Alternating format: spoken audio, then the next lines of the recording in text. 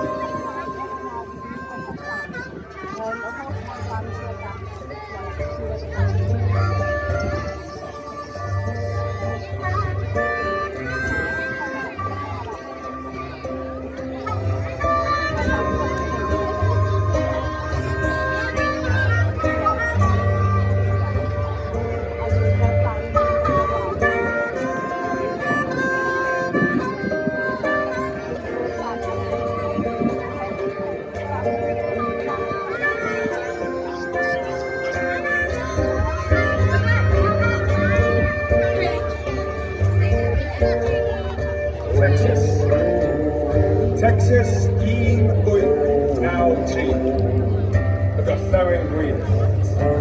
Mae dwy herwr cwgynwod, notorious outlaws ac yn arfog ac yn berynus. Maen nhw'n wanted, dead or alive mewn 7 taliau, ond hyd yn hyn does neb wedi lwyddo at dod yn agos i'w gyndal a byw I adrodd yn hanes. Mae droseddau tywydd rhy niferus I ddestru mewn sioe gan unit, ond yn sicr, dach chi ddim eisiau basio efo'r mengot hon. Ond be maen nhw eisiau? Pam maen nhw mor grac? Am ei fod rhywun wedi dwyn y peth, pwysicaf o'r ganddi.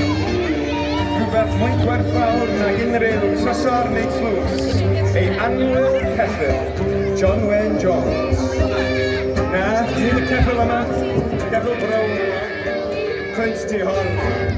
Mae o'n teimlo'n unig iawn heb ei ffrind. Ceffyl mawr dyf. Ceffyl mawr dyf, Gwallgof Jones. A mae'r gorau yn y gorllewin. Gwelwyd neithiwr a bellach wedi gyfrannu.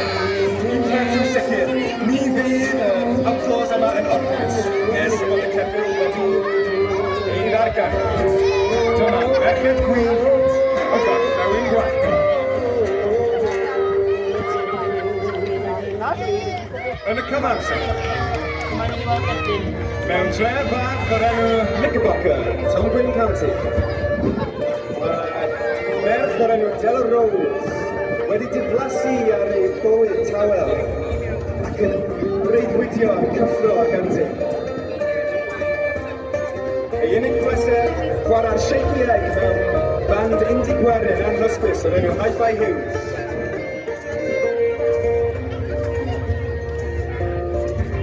Dwi ddim eisiau aros gadre, dwi'n eisiau troi yn hen yn eistedd ar yr unig gadael. Felly am y bwyd ti am fan, dwi eisiau cyffwrdd y byd mawr gwyllt, rhoi seg gorwel. Ond un diwrnod, daeth hyn I ben, a chafodd ei cicio allan o'r band.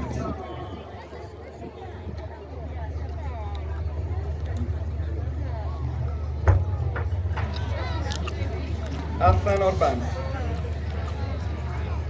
Felly oedd rhaid iddi cymryd gwaith mewn rhyw saloon bach yn gwerthu paints I ffermwyr a hen go-boys heb daner. Ond oedd hi'n dal I breuddwydio am bywyd gyffroes. Bywyd lle oedd hi'n cowgirl, outlaw, rosyn angheuol y gorllewin.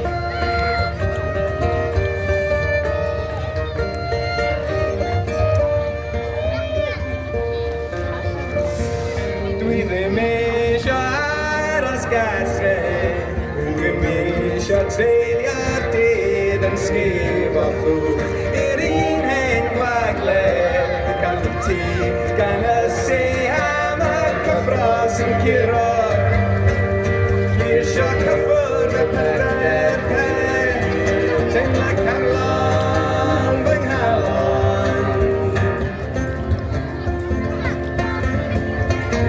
Yna un diwrnod yn y pellter Mi welodd fi dwy ffigwr yn nesau at y bar Outlaws Herwydd go iawn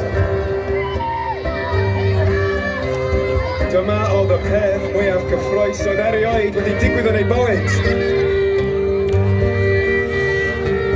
Dyma oedd ei chyfle i fod yn outlaw Outlaw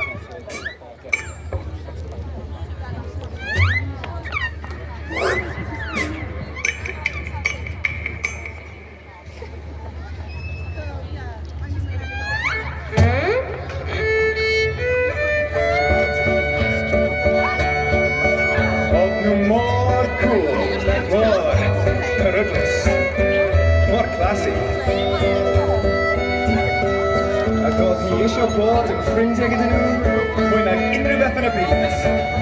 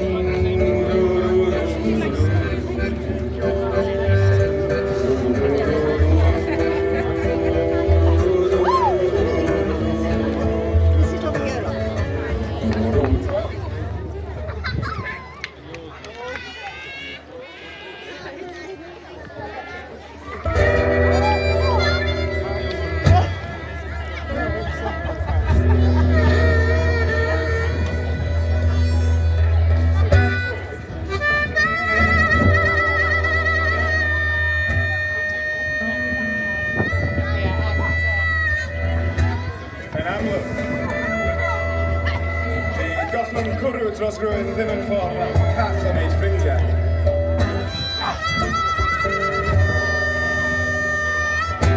Felly dyma ein harwres yn syllu wyneb, yn syllu marwolaeth sicr yn y wyneb yn erbyn y dau outlaw mwyaf ffyrnig yn y wlad. Myra May Belshire, a.k.a. Bell Star. Wanted am lladrad arfog, armed robbery, dwy'n o banciau, stagecoaches a siociau losi. Staelus, peryglus, dialus. Mae hi'n reidio ceffylau side saddle gan seiddi dau pistol ar yr un pryd. Sally Skull, a.k.a. Sally Penguin. Wanted am llofruddiaeth, murder. Lladrad arfog, twyllo mewn poker a gwerthu whisky a dydd Sul. Mi wnaeth ni seithio'r sheriff, y deputy a Tupac Shakur. Mor galed a hoelion, pan mae hi'n anelu, dyw hi byth yn methu.